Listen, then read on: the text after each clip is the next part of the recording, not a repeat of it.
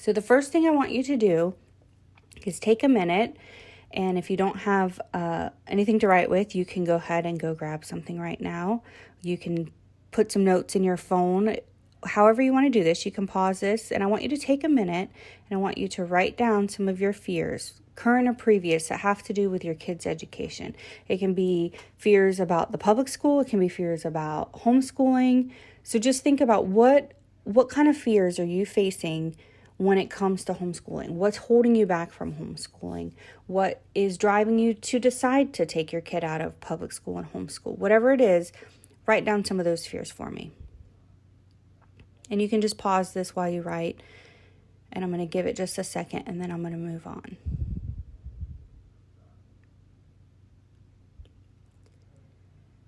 So I know some of the most common fears are, what if I don't have what it takes? What if I get mad or frustrated or angry? What if I'm too organized? What if I'm over-organized? What if I don't know enough or I'm not qualified enough? What if I struggle? What if my family, my friends, my community don't agree? What if I'm just really scared I'm going to fail? I know that we have a lot of these fears, and so I'm going to kind of address some of these fears, and I want to just encourage you and let you know that, guess what? What if we're all afraid? We are. Okay, what if you're not the only one? All right, you're not the only one, I promise. So at some point, all of us are afraid. And, there's always going to be those special people, I think, who they have their ducks in a row and they don't doubt any decisions they make. But they're kind of rare, and honestly, I can't relate to those people because I do have a lot of fears for my kids. And I'm going to guess that if you're here taking this class, it's probably because you're like me. Most of you get it. The fear is real. So I just want to encourage you again that we're all afraid. And I can't promise that you're not going to have fears, but what I'm going to do is help you shift those fears so you can face them and use them to your advantage. It's all about perspective. So don't look at trying new things as scary. Look at it as an adventure. There's beauty in the freedom of trying something new and doing something different. Scary, to me, is sitting here and being too scared to move, being paralyzed by fear of never being able to create an environment or experiences for our kids that empower them and ignite passion and motivation for learning and exploration.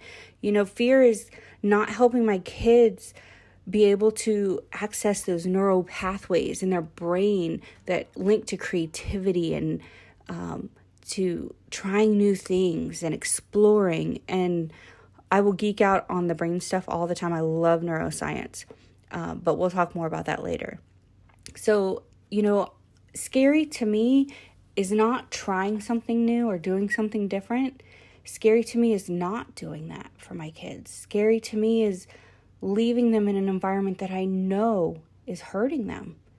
That is something I'm more afraid of than I am breaking free and trying something new.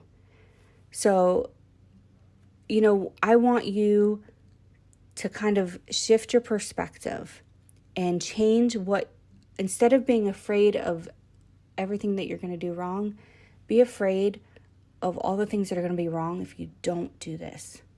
Can you work with that? It's okay to be afraid. It's okay to have fears. But if you have the tools to fight the fear and face the fear for your kids and their future, can you use that? That's courage.